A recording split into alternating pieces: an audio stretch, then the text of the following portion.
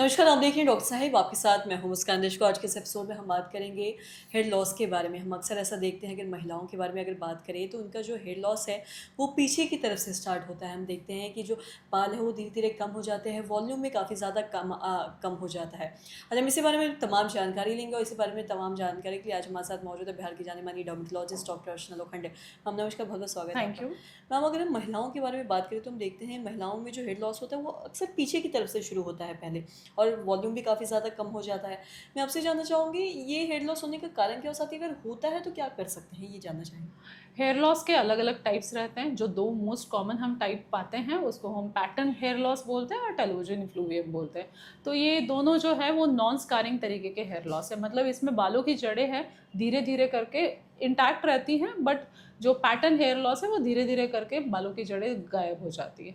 तो ऐसा क्यों होता है? वो इसे पैटर्न हेयर लॉस करने कहने का ये पैटर्न हेयर लॉस इसलिए कहा जाता है क्योंकि वो मेल और फीमेल में एक अलग-अलग तरीके से पीछे जाना शुरू हो जाते हैं। तो मेल्स जो रहते हैं उसमें हेयर की जो लाइन है वो मेंटेन नहीं होती, मगर जो फीमेल पेशेंट्स है उसमें हेयर की लाइन मेंटेन होती है, बट ये साइड से या बीच वाली जो पार्टीशन है वो चौड़ी होना शुरू हो जाता है। तो ऐसा क्यों होता है?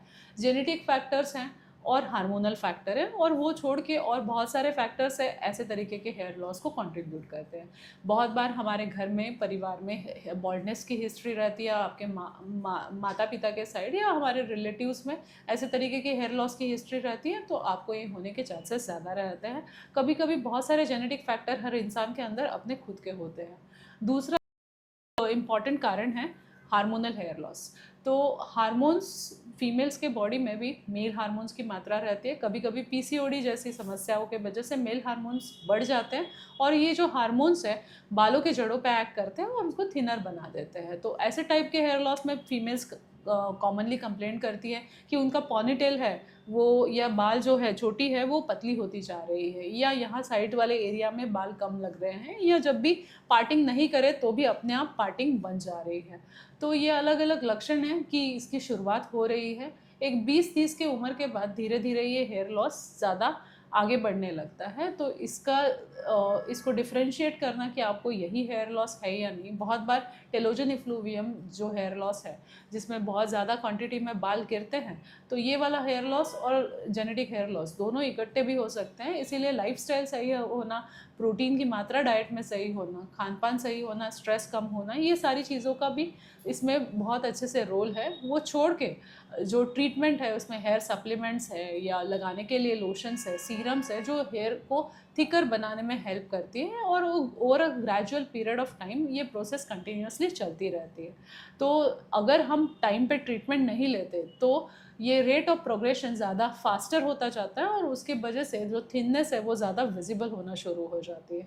बाकी हमारे पास पीआरपी की ट्रीटमेंट अवेलेबल होती है, मीज़ोथेरेपी है। तो ये सारी जो ट्रीटमेंट्स है ये हेयर को, इसमें जो ग्रोथ फैक्टर्स है जो हेयर की ग्रोथ स्टिमुलेट करने में मदद करते हैं, हेयर का जो ग्रोइंग पीरियड है वो बढ़ाते हैं, हेयर रूट को स्ट्रॉन्गर बढ़ा करते हैं, और कुछ न्यू ग्रोथ हम इसके साथ एक्सपेक्ट कर सकते हैं। बट अगर आगे चल के ये वाला पोर्शन जब खाली हो जाता है तो उसके लिए हेयर ट्रांसप्लांट का ऑप्शंस अवेलेबल है। जी। और साथ ही अगर हेयर ट्रांसप्लांट की अगर बात करें तो ये करवाना कितना सही है या गलत है? आपसे ये भी जानना चाहेंगे। हेयर ट्रांसप्लांट एक अच्छी मोडालिटी है। आपके खुद के हेयर एक जगह से निकाल के दूसरे जगह ट्रांसफ़र किए जाते हैं। फीमेल्स में भी ये कर सकते हैं, मेल्स में तो करना और ज़्यादा आसान रहता है। अगर देखिए जो पैटर्न हेयर लॉस है उसमें बालों की जड़ें पूरी गायब होने के वजह से हम अगर वो खाली हिस्सा अगर हमें कवर करना है तो उसके लिए हमें हेयर ट्रांसप्लांट की ही ज़रूरत है। अदरवाइज़ जो बाल जब तक है उसको बचा के रखना सबसे ज़्यादा इम्पॉर्टेंट है। जी। मैम बहुत-बहुत शुक्रिया तमाम जानकारी देने के लिए। तो आशा करते हैं दर्शकों की जो तमाम जानकारी है आपके लिए लाभदायक रही। तो आज की इस वीडियो में इतना ही। अगर आपने अब तक हमारे चैनल को सब्सक्राइब नहीं किया तो तुरंत कर लें, साथ ही हमारे फेसबुक पेज को लाइक करें। वीडियो देखना